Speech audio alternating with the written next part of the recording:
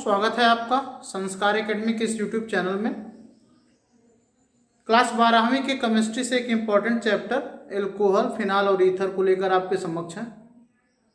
आज के क्लास में हम पढ़ने जा रहे हैं एल्कोहल के रासायनिक गुण। इसके पहले वाले क्लास में भी हमने बहुत सारे रासायनिक गुण का अध्ययन किया था एल्कोहल के, और कुछ और रासायनिक गुण एल्कोहल के बचे हैं, उसका अध्ययन आज के क्लास में हम करने जा रहे हैं। तो आइए स्टार्ट करते हैं आज का क्लास। सबसे पहले हम जो रासायनिक गुण लेने जा रहे हैं एल्कोहल का, उसको कहते हैं एल्कोहल का निर्जलीकरण। हेडिंग लगा लीजिएगा आप भी, एल्कोहल का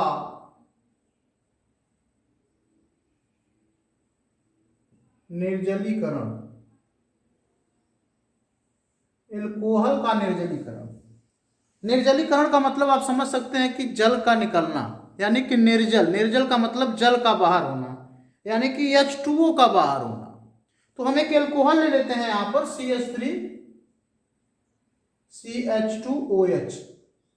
हमने एल्कोहल ले लिया और इसको हम H2SO4 की उपस्थिति में, याद रखिएगा इसके पहले हमने उत्प्रेरक पढ़ाया था आपको, उत्प्रेरक क्या होता है। तो हमने बताया था कुछ ऐसे भी यौगिक होते हैं जिनकी उपस्थिति में अभिक्रिया बहुत तीव्रता के साथ होने लगती है, बहुत तेजी के साथ होने लगती है, और वो रासायनिक अभिक्रिया में भाग तो नहीं लेते, लेकिन हाँ वो रासायनिक अभिक्रिया की गति को तीव्र जरूर कर देते हैं। तो वैसे ही हमने एक उत्प्रेरक ले लिया है H2SO4, और इसको हम 443 केल्विन पर गर्म करते हैं। तो आप समझ ही गए होंगे हमने क्या लिया। हमने एक एल्कोहल लिया हुआ है और यहाँ पर एथिल एल्कोहल हम लिए हैं। एथिल एल्कोहल को H2SO4 की उपस्थिति में 443 केल्विन पर हम गर्म करते हैं, और इतने टेम्परेचर पे गर्म करने पर यहाँ से H टूटता है बेटा, और यहाँ से एक H टूटता है, यानी एक H यहाँ से निकलता है, एक H यहाँ से निकलता है, और ये OH पूरा, ये OH और ये H मिलकर आपका H2O बाहर हो जाता है। जैसा कि हमने नाम ही बताया था कि निर्जलीकरण होना है, यानी H2O बाहर निकलना है। तो यहाँ से OH और यहाँ से H। अब देखिए इस कार्बन का भी एक बंध टूट गया, इस कार्बन का भी एक बंध टूट गया, और इस तरीके से आपका बन जाएगा एथीन। अब आपको कुछ याद जरूर आ रहा होगा कि यह अभिक्रिया तो जाना पहचाना लग रहा है, तो बिल्कुल सही बात है। हेलो एल्केन और हेलो एरीन, ठीक है, उस वाले चैप्टर में हमने आपको हेलो एल्केन या हेलो एरीन नामक चैप्टर में हमने इस रिएक्शन का चर्चा करा था, जहां पर हम क्या बना रहे थे, या मेथेन बना रहे थे, या एथेन बना रहे थे, या एल्केन एल्कीन एल्काइन बना रहे थे। तो वहां पर हमने इसकी चर्चा करी थी कि जब भी कोई भी एल्कोहल H2SO4 की उपस्थिति में 443 केल्विन पे गर्म किया जाता है, तो यहाँ से OH और यहाँ से H निकलकर H2O बना लेता है, और ये दोनों आपस में, चूंकि एक बॉन्ड इसका खाली हो गया है, एक बंद इसका खाली हो गया है, ये दोनों आपस में बंद बनाकर एथीन बना लेते हैं। चूंकि दो कार्बन का मतलब एथ और डबल बॉन्ड का मतलब इन, तो यानी कि यहाँ पे क्या बन गया, एथीन। अभिक्रिया समझ में आई। अब आइए आज हम आपको यह भी बताते हैं कि उत्प्रेरक काम कैसे करता है, यानी कि हमको इसके लिए अभिक्रिया की क्रियाविधि को समझना पड़ेगा। तो आइए समझाते हैं बेटा आपको। देखिए यहां पर जो CH3CH2OH पहले से ऑलरेडी था, और अम्ल यानी H2SO4 क्या है, एक अम्ल है। अम्ल क्या होता है, जो H+ आयन देता है वही अम्ल होता है। तो H2SO4 से हमको मिल जाएगा H+ आयन, ठीक है। हमको क्या मिलने वाला है, H+ आयन। किसके, H2SO4 से मिलता है, और ये H+ आयन इस पर अटैक कर देता है। आप जानते हैं कि ऑक्सीजन के पास 2 पेयर इलेक्ट्रॉन ऑलरेडी रहते हैं, और यहाँ पर जब H+ आयन अटैक करता है बेटा, तो क्या होता है, CH3CH2 ये अपना एक पेयर इसको देकर इसके साथ बंध बना लेता है, इस तरीके से बंध बना लेता है। ये देखिए आप समझ पा रहे हैं ना, एक H तो पहले से इससे जुड़ा था, और इस H को एक इलेक्ट्रॉन पेयर देकर ऑक्सीजन इस H के साथ भी बंध बना लेता है। समझ पा रहे हैं बेटा, यहाँ पे हुआ क्या, एक H तो इसके साथ पहले से ही जुड़ा था, और इस H जो यहाँ H2SO4 से हमको मिला है H प्लस आयन, उसको एक इलेक्ट्रॉन पेयर दान करके ऑक्सीजन उसके साथ भी बंध बना लेता है। ये क्रिया विधि में पढ़ा रहा हूँ, रिएक्शन के अंदर क्या होता है उसको पढ़ा रहा हूँ। जब ऑक्सीजन के साथ 3 बंध हो तब उस पर प्लस चार्ज होता है। याद रख लीजिए कि ऑक्सीजन 2 बंध से किसी से जुड़ा हो, यानी ऑक्सीजन अगर 2 बंध बनाता है तो उस पर कोई चार्ज नहीं होता, लेकिन अगर ऑक्सीजन 3 बंध बनाने लगेगा तो उस पर एक प्लस चार्ज आ जाता है, और वही प्लस चार्ज यहाँ पर आ जाएगा, यस प्लस चार्ज हो जाएगा अब इस पर। और वैसे भी आप समझ सकते हो कि चूंकि ऑक्सीजन एक इलेक्ट्रॉन पेयर को दान किया तो प्लस चार्ज तो आना ही आना उस पर है, जो दान करता है उस पर प्लस आता है। चूंकि हाइड्रोजन पे कोई चार्ज खत्म हो गया इसलिए, क्योंकि उस पर प्लस ऑलरेडी था और लेने के बाद माइनस आया, प्लस माइनस खत्म हो गया, इस पर कोई चार्ज नहीं, प्लस माइनस खत्म। समझ में आया बेटा? तो ये स्टेप नंबर फर्स्ट था, अभिक्रिया का पहला चरण था। पहले चरण में क्या हुआ, हमको ये यौगिक मिला। अब देखते हैं दूसरे चरण में क्या होता है, सेकेंड प्रोसेस में। सेकेंड प्रोसेस में क्या होता है बेटा, इसको थोड़ा हम इस तरीके से लिखते हैं CH2, यहाँ पे हाइड्रोजन को थोड़ा दिखाएंगे क्योंकि इसको तोड़ना है, और यहाँ पे CH2OH, यहाँ पे ऑक्सीजन के साथ 2 हाइड्रोजन जुड़े हुए हैं और केवल अब एक इलेक्ट्रॉन पेयर इसके पास है, क्योंकि एक तो उसने दान कर दिया है और इस पर प्लस चार्ज है। ठीक है। अब दूसरे चरण में क्या होता है, यहां पर जो देखिए, यहां पर जो हाइड्रोजन होता है, ठीक है, यहां का जो हाइड्रोजन होता है वो, या तो इसको हम ले सकते हैं, हाँ इस वाले बंध को तोड़ते हैं। देखिए पहले क्या करता है, ये कार्बन जो होता है ना बेटा, इसको जो है अपना इलेक्ट्रॉन देकर, इसको ये बंध, जो ये बंध बनाने में जो इलेक्ट्रॉन खर्च हुए हैं उसको ये देकर इसको H2O को अलग कर लेता है, यानी कि क्या बन जाता है, CH2 और यहाँ पे H और यहाँ पे CH2, और ये H2O आपका अलग हो गया, इसको इसने दे दिया, एक बंध तोड़ दिया इसके साथ और H2O अलग हो गया और इस पर अब प्लस चार्ज आ जाएगा। ठीक है, कार्बन ने अपना दान किया, जो इलेक्ट्रॉन यहाँ पे बंध बनाने में खर्च किया था, बंध को तोड़ दिया। भाई एक इलेक्ट्रॉन तो इसका भी था, कार्बन का भी तो एक इलेक्ट्रॉन था, तो उसने अपना दे दिया, एक इसका ऑक्सीजन का मिल ही गया और एक कार्बन ने उसको दे दिया, तो ये बंध टूट गया और इस प्रकार कार्बन पे प्लस चार्ज आ गया। अब H2O आपका अलग हो गया। इतनी प्रोसेस समझ में आई? अब देखिए तीसरे में क्या होता है, चरण नंबर 3 में, अब ये जो हाइड्रोजन है, ठीक है, ये हाइड्रोजन क्या करता है, यहां से अपना बंध तोड़ता है।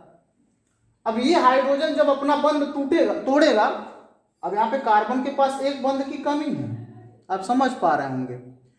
अच्छा, हाइड्रोजन इसको क्या करेगा, एक इलेक्ट्रॉन इसको अपना दान कर लेगा, तो एक इलेक्ट्रॉन जब दान करेगा तो कार्बन के पास जनरल जितना इलेक्ट्रॉन होते उतना हो जाएगा और एक इसके पास खाली हो जाएगा, क्योंकि ये बंध तोड़ने से 2 इलेक्ट्रॉन खाली होंगे, एक हाइड्रोजन का खाली हुआ, एक कार्बन का खाली हुआ, तो हाइड्रोजन अपना इसको दे दिया और कार्बन का तो ऑलरेडी खाली था, तो क्या हो जाएगा, CH2 डबल बॉन्ड CH2 बन जाने वाला है और H2O तो ऑलरेडी बन चुका था और यहाँ पे H प्लस अब मुक्त हो गया, ये अपने आप को मुक्त कर दिया। इस पे प्लस चार्ज क्यों आया, क्योंकि इसने अपना इलेक्ट्रॉन इसको दे दिया। अब समझ पा रहे होंगे पूरी प्रोसेस। तो आपने क्या देखा, H प्लस जहां से आया था, H प्लस यहां से आया था, इसने ही सारा काम बिगाड़ा और एट लास्ट में H प्लस फिर मुक्त हो गया, यानी कि H प्लस फिर मिल गया, यानी H2SO4 में कोई परिवर्तन नहीं हुआ, उसका H प्लस उसको फिर मिल गया। यही होता है उत्प्रेरक का काम, कि वह अपना काम धीरे से करवा देगा और उसके बाद फिर अपना अलग हो जाएगा, लेकिन उस प्रोसेस में वो अपना काम पूरा करवा लेता है। समझ पा रहा है बेटा? उत्प्रेरक का काम मैं समझा रहा हूं आपको। उत्प्रेरक का काम क्या होता है, उत्प्रेरक का काम अभिक्रिया को धीरे से करवा देना जो नहीं होने वाला था और उसके बाद धीरे से वहां से खिसक लेना, यही होता है उत्प्रेरक का काम। तो एक बार फिर से मैं आपको पूरी प्रोसेस समझाता हूं। हमने H2SO4 को लिया है, 443 केल्विन पे हम उसको गर्म करते हैं तो हमको H प्लस आयन मिलेगा। H प्लस आयन इस पर अटैक करेगा तो ये अपना एक इलेक्ट्रॉन पेयर इसके साथ देकर बंध बना लेगा। जब ये अपना एक इलेक्ट्रॉन पेयर इसको देगा बेटा, तो ऑक्सीजन पे अब आ गया प्लस चार्ज। ठीक बात। अब यहाँ पे ये वाला कार्बन इसको अपना इलेक्ट्रॉन देकर इसके साथ रिश्ता तोड़ लेता है कि भाई तू मेरा भी ले ले एक इलेक्ट्रॉन, लेकिन तू खुश रह, अलग हो जाए। तो यहाँ पर H2O अलग हो गया, अब कार्बन पे प्लस चार्ज आया। अब बारी थी इस हाइड्रोजन की, इस हाइड्रोजन ने इसके साथ रिश्ता तोड़ा और अपना एक इलेक्ट्रॉन इसको देकर H+ आयन बनाकर अलग हो गया। और इस तरीके से इसका भी एक बंध खाली, इसका भी एक बंध खाली, CH2 आपस में जुड़ गए और इस तरीके से आपका एथीन बन गया, H2O बन गया और H+ आयन H2SO4 का फिर वापस हो गया। तो ये है पूरी प्रोसेस किसी भी एक एल्कोहल का निर्जलीकरण की अभिक्रिया का प्रोसेस हमने आपको समझा, अंदर की बात है ये, ठीक है। वैसे सीधे तौर पे आप रिएक्शन तो ऐसे लिख सकते हो, लेकिन अंदर क्या क्या हुआ ये पूरी प्रक्रिया हुई है। तो इसको भी आप नोट कर लीजिए, इसको आप क्रियाविधि कहते हैं, इसको भी आप नोट कर लीजिए, ठीक है बेटा, नोट करो। तो देखिए बेटा, हमने एल्कोहल का निर्जलीकरण पढ़ लिया, ठीक है।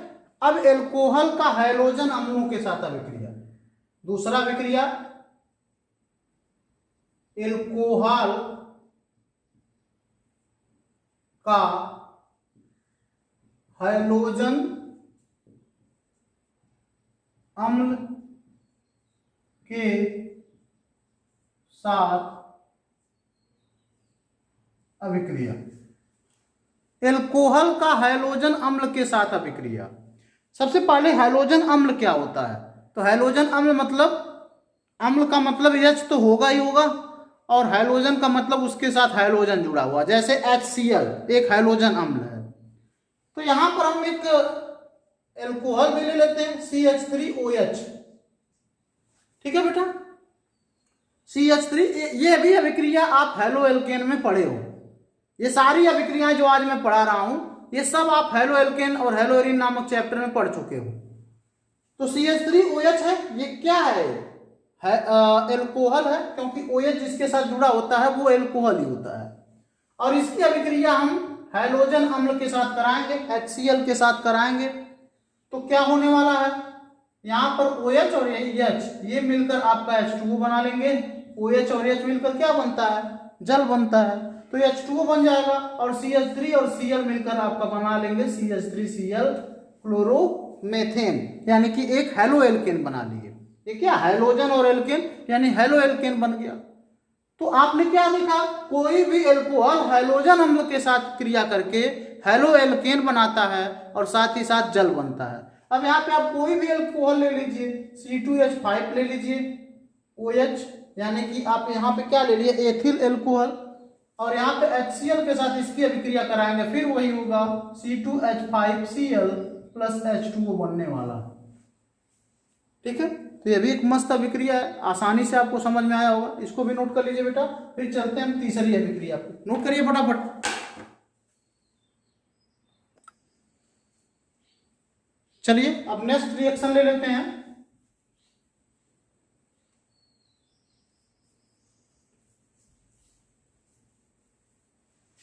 अगली अभिक्रिया है बेटा PCl3 के साथ अभिक्रिया, फास्फोरस ट्राइक्लोराइड के साथ अभिक्रिया,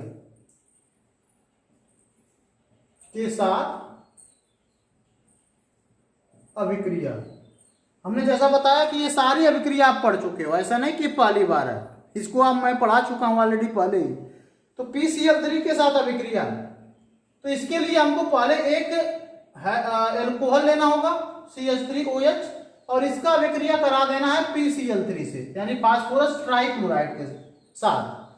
तो इसमें क्या होता है, जैसा कि हम हैलो एल्केन में भी बता चुके हो, CH3OH और यहाँ पर आपको P लिख देना, एक ट्रिक है ये, और यहाँ पे Cl 3 बार इसको जोड़ दीजिए इसके साथ। अब ये जान लीजिए कि यहाँ से बंध टूटेगा तो CH3Cl अलग होगा और P और OH अलग होगा।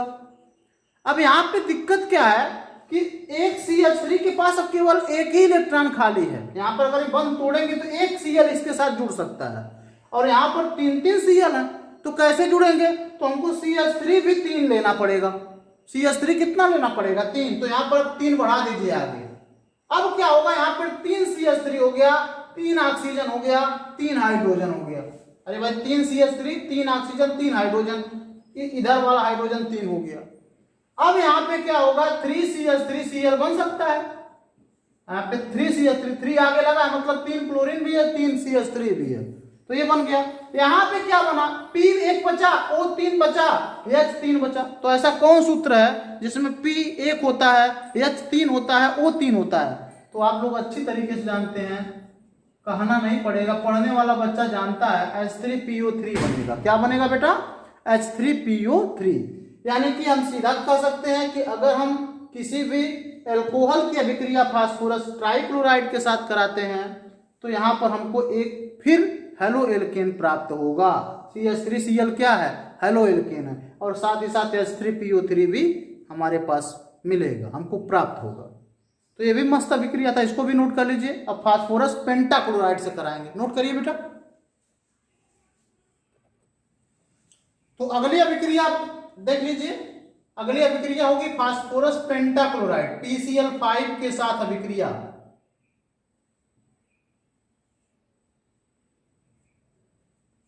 PCl5 के साथ अभिक्रिया। तो फास्फोरस पेंटाक्लोराइड के साथ अभिक्रिया कैसे होगी? सबसे पहले हम एक एल्कोहल ले लेते हैं CH3OH और इसकी अभिक्रिया कराते हैं PCl5 के साथ। तो यहाँ पे इस तरीके से इसको लिख लीजिए CH3O और H। ठीक है बेटा।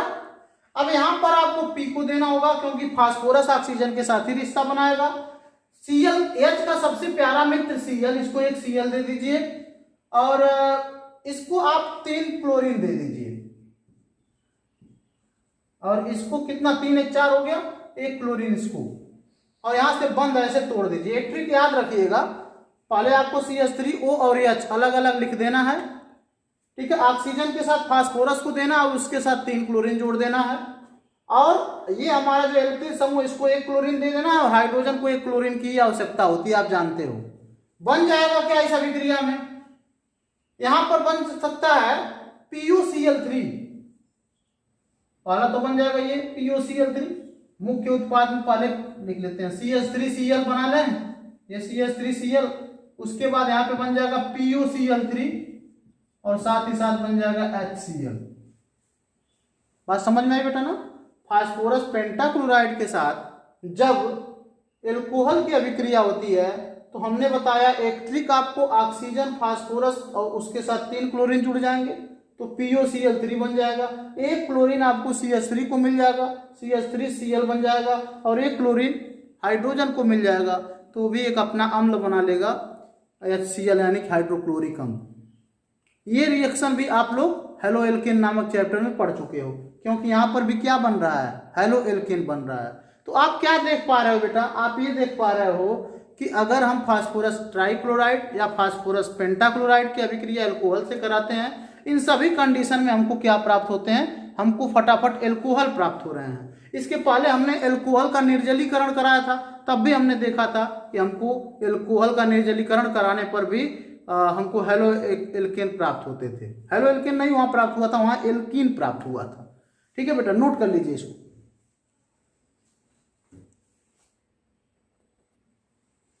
अगली अभिक्रिया आती है बेटा थायोनिल क्लोराइड के साथ अभिक्रिया। देखिए, थायोनिल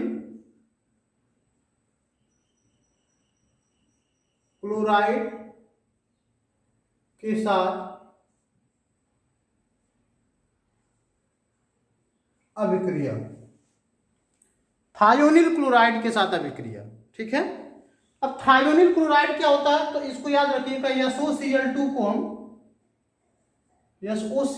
को हम क्या बोलते हैं? थायोनिल क्लोराइड बोलते हैं। ठीक है, SOCl2 को क्या बोलते हैं? Thionyl chloride. अब देखिए यहाँ पर हम एक एल्कोहल ले लेते हैं CH3OH और इसकी अभिक्रिया कराते हैं SOCl2 के साथ। क्या बनेगा? तो इसका भी एक ट्रिक याद रखिएगा, CH3 यहाँ पर O लिख दीजिएगा, इधर H। ठीक है, SO को आप यहाँ बीच में रख दीजिएगा, यानी कि सल्फर और ऑक्सीजन को बीच में रखिएगा, और इधर भी एक Cl दे दीजिए, इधर भी एक Cl दे दीजिए। तो क्या बन जाएगा बेटा? आपको फिर हेलो एल्केन बनेगा, CH3Cl और साथ ही साथ यह सल्फर डाइऑक्साइड और प्लस HCl बन जाएगा। आपने क्या देखा? यहां पर हमने एल्कोहल की अभिक्रिया थायोनिल क्लोराइड के साथ, याद रखिएगा हमने लिख भी दिया है, थायोनिल क्लोराइड के साथ कराया, तो यहाँ पे हमको हेलो एल्केन मिलेगा, यानी CH3Cl तो मिलेगा ही मिलेगा, साथ ही साथ ये SO जो है ऑक्सीजन के साथ जुड़ेगा, SO2 मिलेगा, और HCl यानी हाइड्रोक्लोरिक अम्ल प्राप्त होगा। तो ये भी अभिक्रिया एक मस्त सी रिएक्शन थी। यहाँ पर भी हमने हेलो एल्केन बनाया और ये भी अभिक्रिया हम हेलो एल्केन के विरचन की विधि में पढ़ चुके हैं। ये सब आपकी पुरानी रिएक्शन रहे बेटा, इसको नोट कर लीजिए। अब बढ़ते हैं आगे।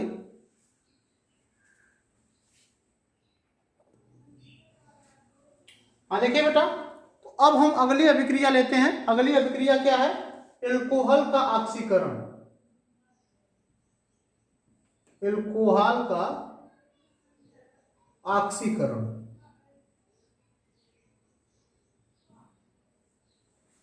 अब ऑक्सीकरण का मतलब क्या होता है?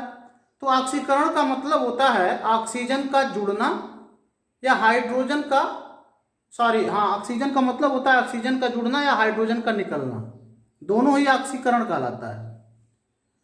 तो एल्कोहल एक लेते हैं CH3CH2OH,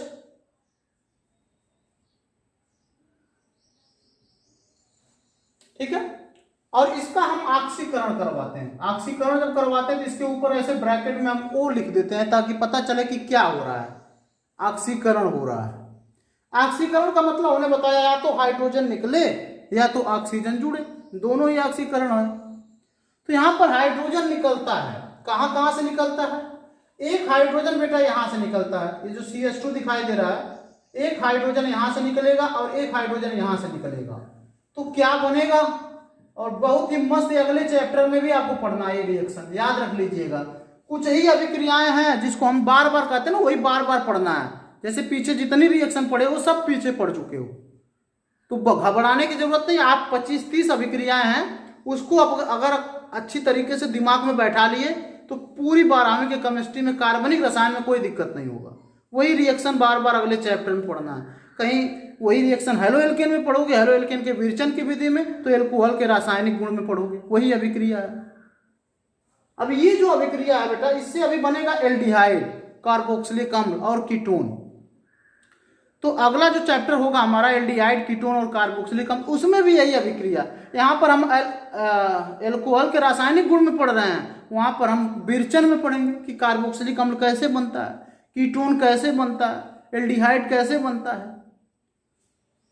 तो हमने कहा क्या कहा बेटा, यहां से एक H निकलेगा, यहां से एक H निकलेगा, तो एक बांड इसका, एक इलेक्ट्रॉन इसका भी खाली, एक इलेक्ट्रॉन कार्बन का खाली, और इस प्रकार ये डबल बांड ऑक्सीजन से बना लेगा।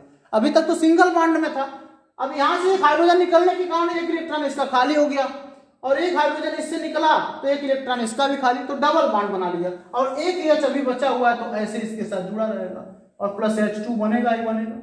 भाई एक हाइड्रोजन यहां से, एक हाइड्रोजन यहां से, तो यहां पे ये क्या बन गया, इसको देख पा रहे हैं, CHO लगा हुआ है, CH3CHO, एसिटिल्डिहाइड, यानी CHO जिसमें लगा रहता है वो एल्डिहाइड होता है। तो इस तरीके से आपका एल्डिहाइड का निर्माण हो गया। तो यही अभिक्रिया आप एल्डिहाइड के विरचन में भी पढ़ने वाले हो। समझ लो एल्डिहाइड पढ़ रहे हो, एल्डिहाइड कैसे बनता है याद रखो। एल्कोहल का ऑक्सीकरण कराने पर एल्डिहाइड प्राप्त होता है। एल्कोहल का ऑक्सीकरण कराने पर एल्डिहाइड बनेगा। कैसे बनेगा मैंने बनाकर दिखाया, ठीक है बेटा। अगर आप इसका थोड़ा सा और ऑक्सीकरण करा दें, यानी कि अभी आप रुके नहीं, एल्डिहाइड मिला फिर भी ऑक्सीकरण आप करवा रहे हो, ठीक है। इस बार ऑक्सीकरण में ऑक्सीजन जुड़ेगा और ऑक्सीजन कहां जुड़ेगा, इनके बीच में, यानी क्या बन जाएगा CH3 C double bond O, यहाँ पे O जुड़ जाएगा और उसके बाद H, यानी बीच में O की एंट्री हो जाएगी। यानी अगर आप एल्डिहाइड का भी ऑक्सीकरण करवा देते हो तो ये क्या प्राप्त हो गया, कार्बोक्सिलिक अम्ल। अब COOH का मतलब क्या होता है, कार्बोक्सिलिक अम्ल होता है। क्या होता है बेटा, कार्बोक्सिलिक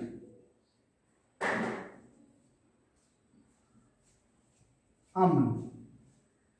यानी आपने क्या देखा, आपने देखा कि अगर हम एल्कोहल का ऑक्सीकरण करवा रहे हैं तो एल्डिहाइड मिलता है, ठीक है बेटा। हमने क्या बताया कि अगर आप एल्कोहल का ऑक्सीकरण करवाते हो तो एक हाइड्रोजन यहां से, एक हाइड्रोजन यहां से निकलेगा और डबल बॉन्ड O बन जाएगा, जिसको हम एल्डिहाइड कहते हैं, C double bond OH, aldehyde बोलते हैं इसको, और साथ ही साथ H2 बन जाएगा।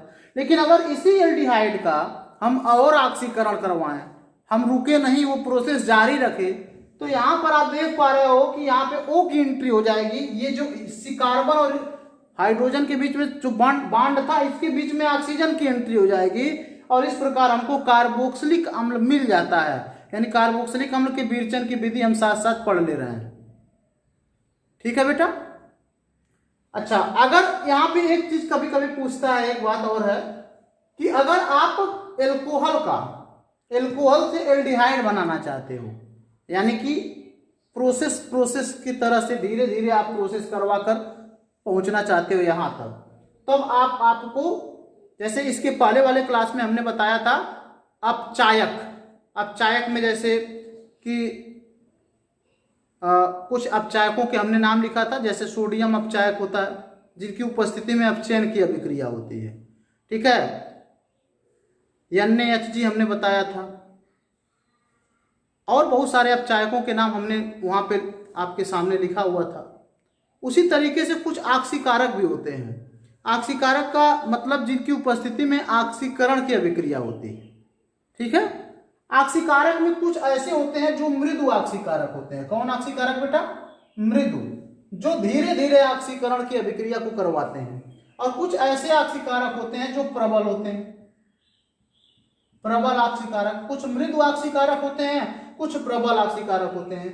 कुछ मृदु ऑक्सीकारक का नाम मैं लिख देता हूं, जैसे यहाँ पे होता है PCC। ठीक है, PCC क्या है? एक मृदु ऑक्सीकारक है। और यहाँ पे प्रबल ऑक्सीकारक हो जाता है KMNO4। KMNO4 लिख सकते हो।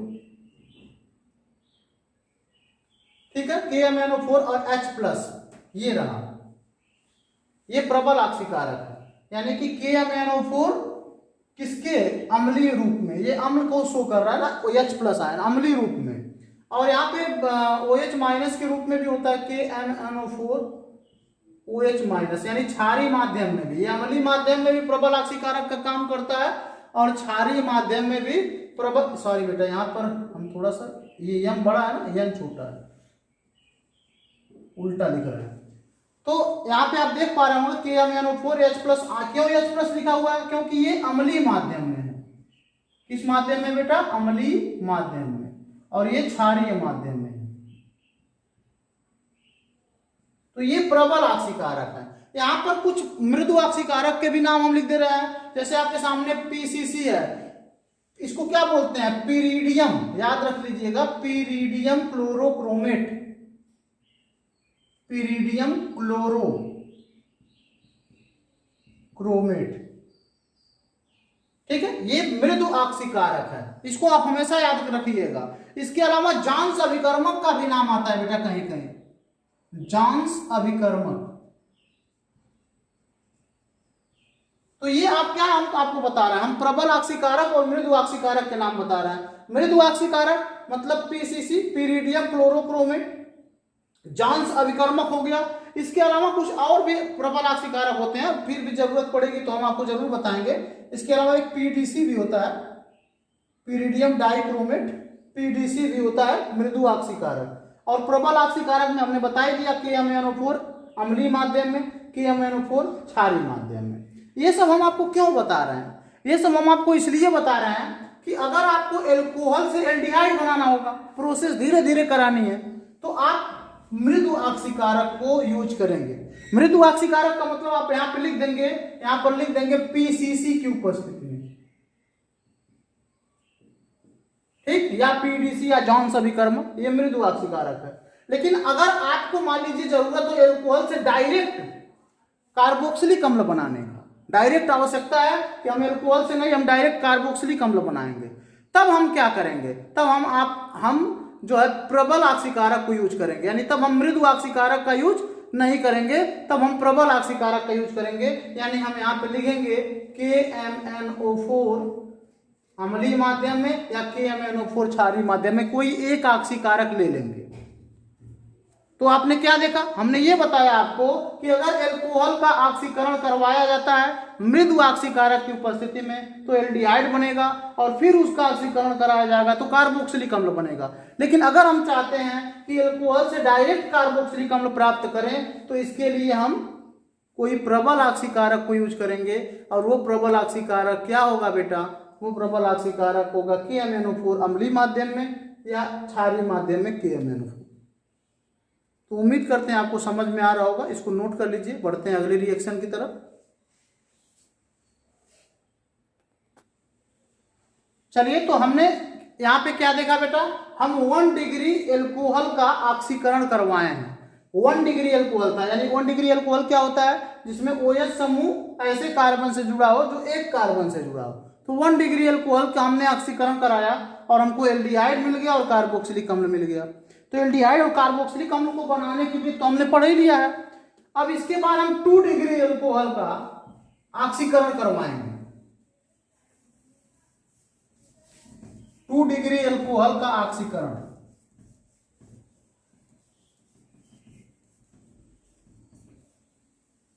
देखिए, अगर हम 2 डिग्री एल्कोहल का ऑक्सीकरण कराएं तो यहां पे हम सबसे पहले 2 डिग्री एल्कोहल ले लेते हैं, CH3, C, यहाँ पे OH इसके साथ जोड़ देते हैं और यहाँ पे CH3 और यहाँ पे H भी लेना पड़ेगा। यही है ना 2 डिग्री एल्कोहल बेटा। यहाँ पे देखिए, जिससे OH जुड़ा हुआ है वो कार्बन 2 कार्बन से जुड़ा है, तो इसी को बोलते हैं 2 डिग्री एल्कोहल। अगर इसका हम ऑक्सीकरण करवाएं तो यहां से एक हाइड्रोजन निकलेगा और एक हाइड्रोजन यहां से निकलेगा। याद रखिएगा, एक हाइड्रोजन को से जो जुड़ा है वो निकलेगा और एक हाइड्रोजन जो मेन कार्बन जिससे OH जुड़ा है वहां से निकलेगा। तो क्या बन जाएगा, CH3C। अब यहाँ पे H तो निकल गया, एक बॉन्ड खाली, डबल बॉन्ड हो जाएगा और यहाँ पे CH3 और प्लस H2 यहाँ बाहर हो गया। समझ पाया? हमने 2 डिग्री एल्कोहल लिया, इसका जब ऑक्सीकरण करवाया तो एक हाइड्रोजन यहां से निकलेगा, एक हाइड्रोजन यहां से निकलेगा। तो यहाँ कार्बन का एक इलेक्ट्रॉन खाली हो गया, ऑक्सीजन का एक इलेक्ट्रॉन खाली हो गया, आपस में बंध बना लिया और इस तरीके से हमारा बन जाता है कीटोन। क्या बनता है बेटा, कीटोन बनता है। तो ये कीटोन के विरचन की विधि में भी आप पढ़ोगे कि अगर हम 2 डिग्री एल्कोहल का ऑक्सीकरण करवाएं तो हमको कीटोन प्राप्त होगा। याद रखिएगा, 2 डिग्री एल्कोहल का ऑक्सीकरण कराने से कीटोन बनता है और हाइड्रोजन गैस निकलती है। ठीक है। अब अगर हम 3 डिग्री एल्कोहल का ऑक्सीकरण कराएं, यहां पर हम 3 डिग्री एल्कोहल लेते हैं, इसका ऑक्सीकरण कराने पे कुछ नहीं प्राप्त होगा।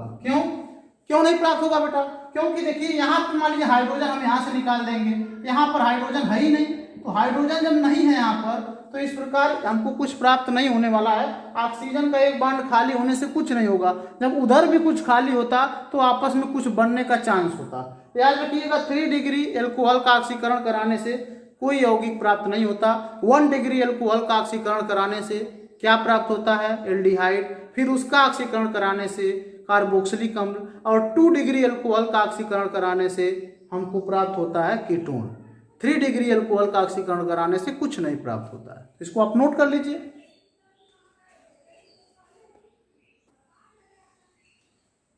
तो इस तरीके से बेटा हमने ढेर सारा रासायनिक गुण पढ़ा एल्कोहल का।